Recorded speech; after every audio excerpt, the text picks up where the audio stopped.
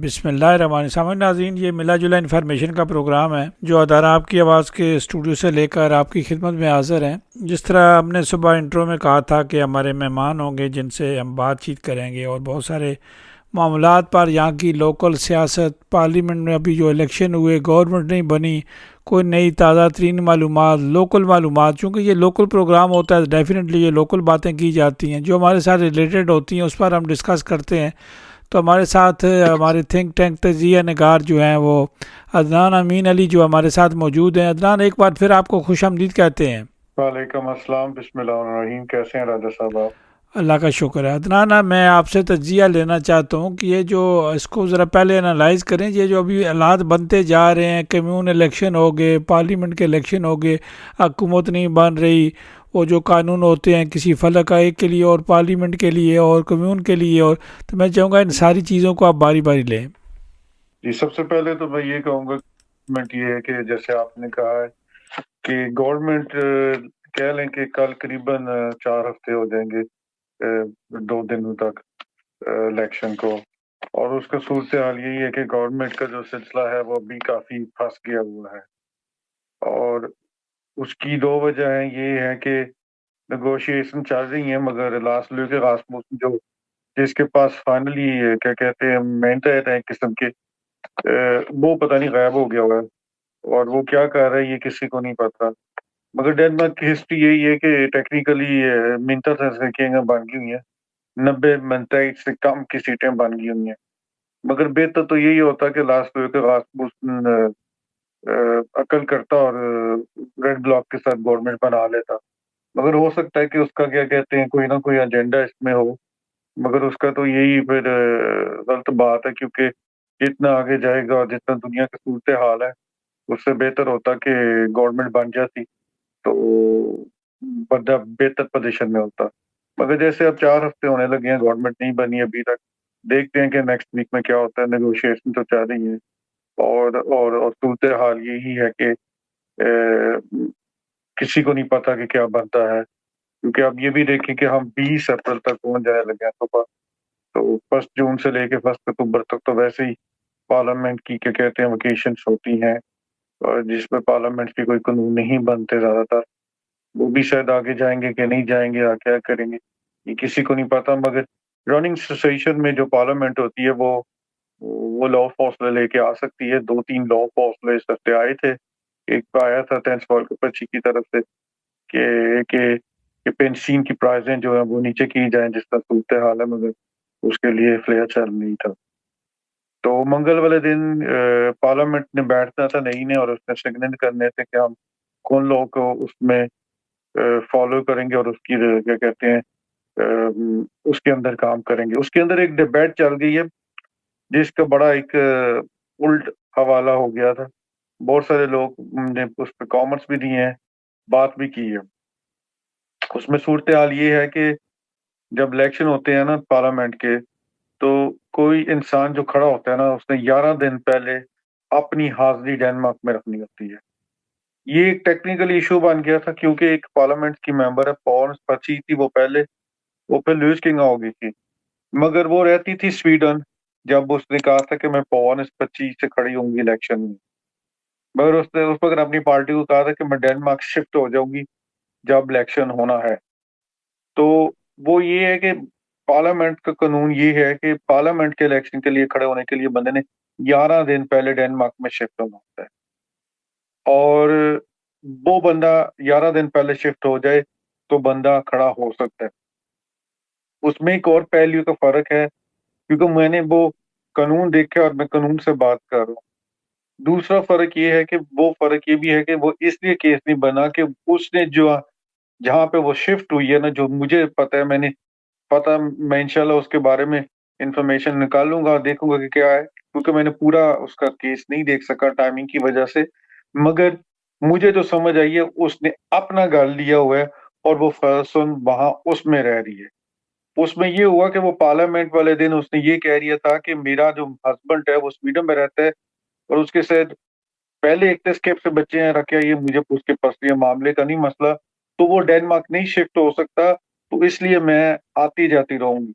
तो वो एक डिबेट शुरू हो गया था कि जैसे आपको पता है कि कोपेनहेगन में केस हुआ था, उस पे क्यों इतनी इन्वेस्टिगेशन हुई, ये क्यों हुई?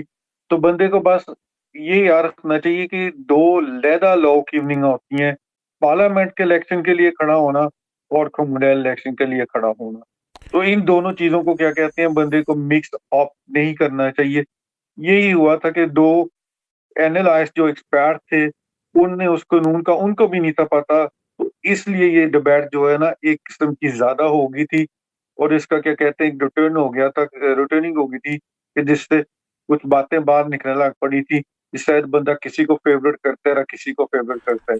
तो नहीं, उसमें लेकिन ये भी है अदनान, कि ये जो मियाँ बीवी अलहदा रह सकते हैं, तो हमने तो सुना था एक ही जगह इकट्ठे फलक होना चाहिए। नहीं, उसका कोई नहीं है क्योंकि ये मियाँ-बीवी नहीं ना, जहाँ तक जहाँ तक मुझे पता है इनकी शादी नहीं हुई, जो मेरी इन्फॉर्मेशन के बकौल है। और ये कहीं पे कानून पे नहीं है कि आप अलहदा नहीं रह सकते। इसमें ये इस बेसिकली इस पे फैसला नहीं आता। फ़र्क राजा साहब इसमें एक और चीज़ है, मैं किसी की फ़ेवरेट नहीं लूँगा। प्रॉब्लम ये भी होती है कि इस केस का जो मुझे फ़र्क नज़र आ रहा है ना और जिसलिए जो मुझे मेन चीज़ नज़र आ रही है, वो ये आ रही है कि ये एक प्रॉपर्टी घर है, जिसमें इसने अपनी विरासत की हुई है। फ़र्क ये है कि जो घर है ना इसका, वो इतना कोतार मीठा का घर है कि जिसके अंदर बंदे रह सकते हैं। जो दूसरा केस हुआ था ना जिसकी वज़ह से जो मुझे समझ आई है और जब मैंने ये देखा है, वो ये था कि वो एक लाइवलीहुड थी जिसके अंदर सर्वेल से 1 थे और 2 थे, तो 4 या 5 बंदे रह रहे थे। और गलती ये हुई थी कि वो जब केस हुआ था, तो उसमें उन्होंने एक-दूसरे को कह दिया था कि हमें एक-दूसरे के बारे में पता ही नहीं है। इधर ये हुआ है कि इसके जो जिसने ये बात की है उसने चैलेंज ये भी किया है कि आप आके देख लें कि मेरे घर में मेरी गाड़ी भी खड़ी होती है, मेरा सब कुछ खड़ा होता है, मेरा मीटर भी चलता है, मेरा सब कुछ चलता है, आप आके सब कुछ चेक कर लें। उसने कहा है कि किसी ने चेक करना है तो 100 बिस्मिल्लाह मुझे चेक कर दे। और उसके अंदर फर्सौन कमून ने फिर कहा है कि हमें इन्वेस्टिगेशन करने की नहीं ज़रूरत क्योंकि हमें नहीं लग रहा कि कोई क्या कहते हैं गलत तरीके से ये काम हुआ है। उसका तरीका बस ये है कि प्रॉब्लम ये पड़ी थी कि जो जब वो खड़ी हुई थी ना, तो जो उसका पहला चेयरमैन था पॉल स्पची का जो चेयरमैन है लास्पन मचियस, वो उसके घर स्वीडन गया था उस वक़्त। जब उसने कहा था कि मैं मेल्मे में मेरे ख़्याल से उसका घर था, मैं वहाँ जाऊँगी। और उसने ये कहा है कि मैं आती उसने ये डायरेक्टली कहा है कि मैं वहाँ भी जाऊँगी क्योंकि मेरा मियाँ हर वक़्त नहीं डेनमार्क आ सकता। और वो तो एक किस्म का सिलसिला बंदा कह ले ऐसे ही हो गया कि जो पार्लियामेंट्स का मेंबर यहाँ पे कोपेनहेगन में होता है, वो यूलन में भी तो जाता है ना जैसे उसकी फैमिली है। एक मोटी एग्ज़ाम्पल आप ले लें, हमारा जो फाइनेंस मिनिस्टर है निकोलाई वामिन, उसका भी बैकग्राउंड ओहुस से है, वो भी डेफिनिटली ओहुस में जाता होगा क्योंकि वहाँ उसकी फैमिली है, वहाँ वो क्या कहते हैं उसके लिंक हैं, तो वो वहाँ जाता होगा। मेरे फर्स्ट में खुद अपनी नौ यूलैंड से आई हुई है जो जो हमारी क्या कहते हैं प्राइम मिनिस्टर कैंडिडेट है अ, स्टीफन लुलूश जो इस वक़्त एक्टिंग विंस्टन को चला रही है, वो भी क्या कहते हैं उसका भी लिंक क्या कहते हैं वो उधर ही है यूलैंड की यूलैंड में। बात कर रहे हैं तो ना आप? हाँ, यूलैंड में। तो ऐसे ऐसे ये चीज़ें चलती रहती हैं और ये एक मसला ये होता है कि जब आप बात को देखते हैं ना, तो आपने उस चीज़ को गौर से देखना होता है कि किस तरह के फैक्टर्स हैं और किस तरह के नहीं हैं। तो ये अब टेनमास डेमोक्राटा ने चैलेंज किया था पार्लियामेंट में कि हम इसको इन्वेस्टिगेशन निकाल देते हैं। मगर बाकी की पार्टी ने कहा था ठीक है इन्वेस्टिगेशन तो हम निकाल देते हैं। मगर मसला ये है कि हम इन्वेस्टिगेशन करेंगे भी तो क्या कहते हैं उसमें जो जो चीज़ें होती हैं वो ऐसे ही चलती हैं। तो मतलब है कि वो चिट्टे काले वाला काम नहीं है। जी? चिट्टे काले वाला काम नहीं है।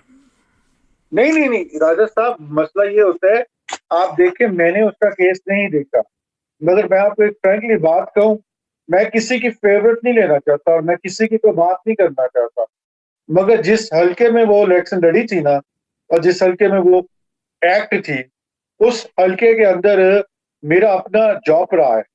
मैं उस हल्के में आता रहा हूँ। मैंने वहाँ बहुत कैंडिडेट देखे हैं और मैंने इसको भी देखा है और मैंने इसको ऐसे-ऐसे टाइमों पे देखा है कि मैं एक्सपेक्ट नहीं कर सकता कि वो क्या कहते हैं वापस जा सके। मैं किसी पे एलिगेशन नहीं लगाना चाहता, मगर जो मैंने अपनी आंखों से देखे ना, मैं वो बात कर रहा हूँ। क्योंकि बात ये होती है कि यहाँ से हमारी जो एब्सोल्यूट हदिया खड़ी थी वहां 9 शेलर में, और मेरी वहां पे पोस्ट मेरा सारा कुछ चल रहा था, तो मैंने बड़े बंदे देखे हैं। और जहां तक मुझे इन्फॉर्मेशन है, उसने जब ओपन कहा है कि कोई चैलेंज कोई इन्वेस्टिगेशन करना चाहता है तो 100 बिस्मिल्लाह कर लो। उसने ये नहीं कहा कि मेरी इन्वेस्टिगेशन आप नहीं कर सकते। उसने ये जब उसने ये कहा है कि मैंने स्वीडन जाना है मेरे, क्योंकि उसकी लिंक है वहां पे, तो इसमें क्या है, देख ले, जिसने इन्वेस्टिगेशन करनी है वो कर ले।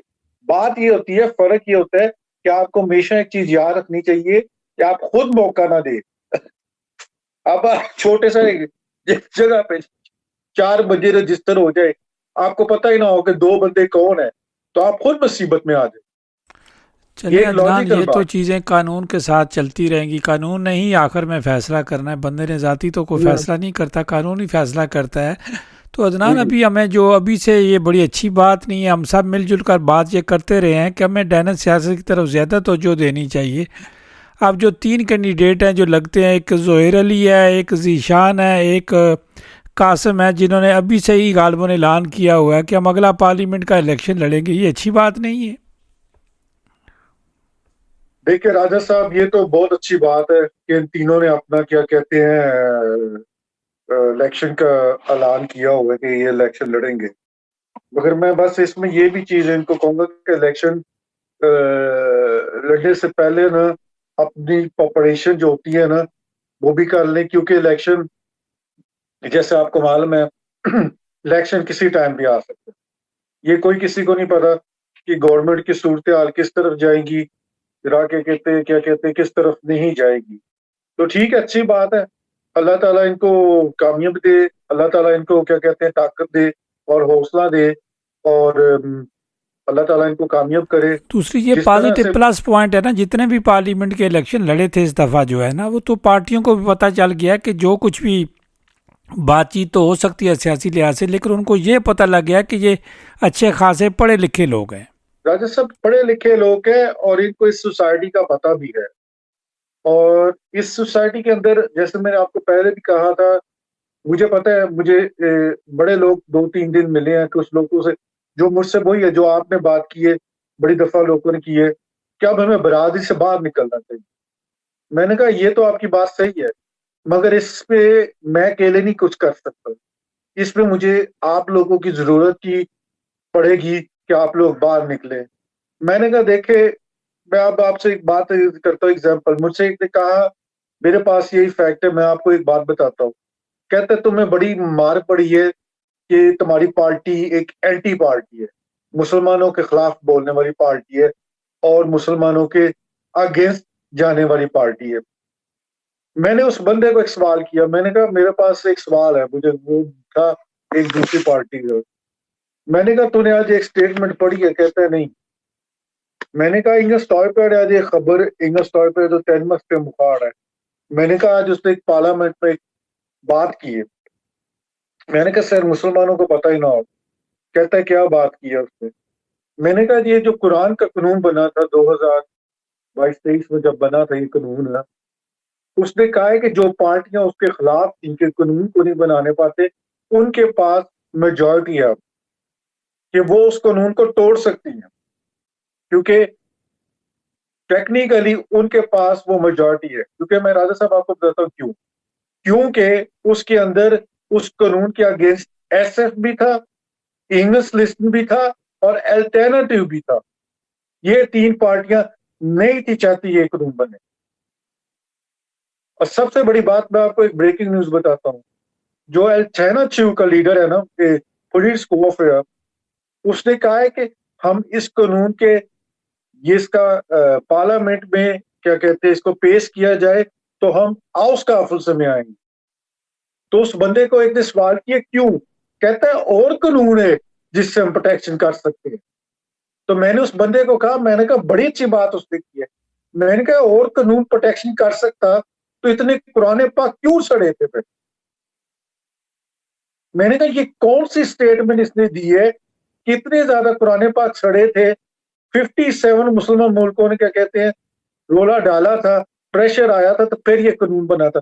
मैंने कहा 2017 में भी ये फ्रंट लाइन पे थे, इनकी पार्टी ने वोटिंग कराई थी कि हम क्या करें, तो इनकी पार्टी के अंदर 69% उस वक्त कहा था कि हम प्लम्बी वाकाफ को आउस काफा कर दें।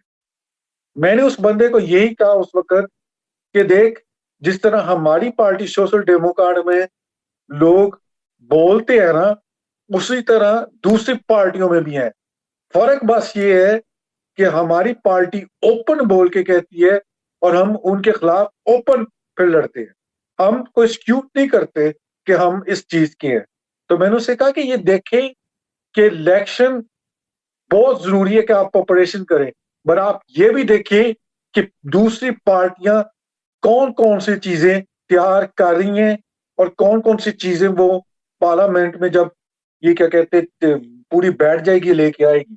क्योंकि मैं 100% राजा साहब आपको कह सकता हूं कि मैं क्वाइट श्योर हूं कि तेनमस्ते मुखाड़ा पवन पक्षी और तेज फल के पक्षी सबसे पहले ये वन ऑफ द चीजें उठाएंगी कि इस कानून को आउस काफा किया जाए।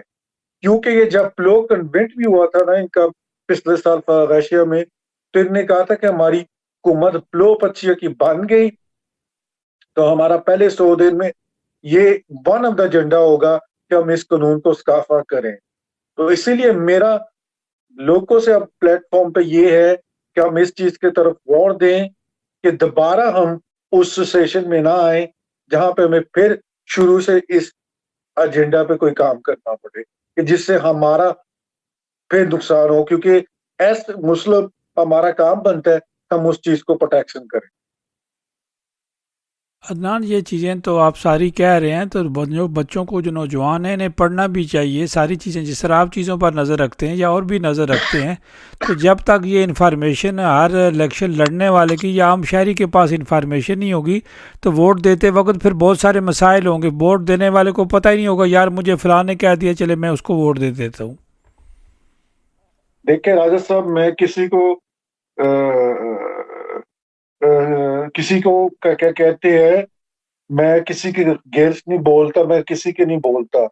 ये मैं आपको एक बात बताऊं, जो इंग्लिश टॉय पे है ना, ये जो बात मैंने अभी की है, इसने आज की खबर बार है भी कि उसने ये देखे, मैं उसकी हेडलाइन देख देता हूं कि उसने जो ब्लफ की है स्टॉय पे में इससे उसने ये कहा है स्टॉय पे कि वो पूरा प्रेशर डाल रही है एसएफ पे कि वो इस चीज के अंदर बढ़े और क्या कहते हैं इस कानून को आउस्काफा करे, क्योंकि ये कानून बड़ी मुश्किल से उस वक्त बनना था। मगर अल्लाह का शुक्र है कि एसएफ की जो आर्गूमेंट है ना, वो बहुत अच्छी आर्गूमेंट है, क्योंकि एसएफ ने जो आर्गूमेंट दी है वो एल चाइना से उसे बहुत बेहतर आर्गूमेंट है कि इससे इंटरनेशनली क्राइस फिर हो जाना है और ये ना हो कि हम एक नए मोहम्मद क्राइस के अंदर चले जाए। तो उससे बेहतर नहीं है कि हम इस चीज को उठा ही ना। मतलब कि आप देखें कि तैमस मुखाड़ा फिर से अगेंस्ट मुसलमानों के खिलाफ एक बहुत सारा बड़ा क्या कहते हैं स्ट्रॉन्ग अभी बैठे ही नहीं है, तो पहले ही उन्होंने क्या कहते हैं हमारी तरफ क्या कहते हैं नजर कर दी है मुसलमानों की तरफ। और इसके अंदर डेफिनेटली टेट फॉल के 25 और पौन 25 जो है वो डेफिनेटली इसके ऊपर क्या कहते हैं बेंजीन को और डाल के इस खबर को और इस आग को ज्यादा करने की कोशिश करेंगे, नो डाउट है। और इसीलिए मैंने बड़ी दफा कहा है हमारी पार्टी में बहुत इश्यूज हैं, हमारी पार्टी में बहुत ज्यादा चीजें हैं जिसको मैं सपोर्ट करता हूं, मगर हम इस बात को बार बार कह रहे हैं कि प्लीज हमारी रिक्वेस्ट है कि आप इस चीज को प्लीज थप दे, क्योंकि हमारा दिल जो है बार बार हर्ट होता है जब इस चीज को आप उठाते हैं। ये खाली गुनाह, मैं आप रिपीट कर दूं लोगों को, ये कुरान लॉ की नहीं है, ये सारी टाइटलों के लिए, बाइबल हो, हिंदू की हो, जियोस की हो, जिस मर्जी की हो, आप किसी के नहीं सहार सकते।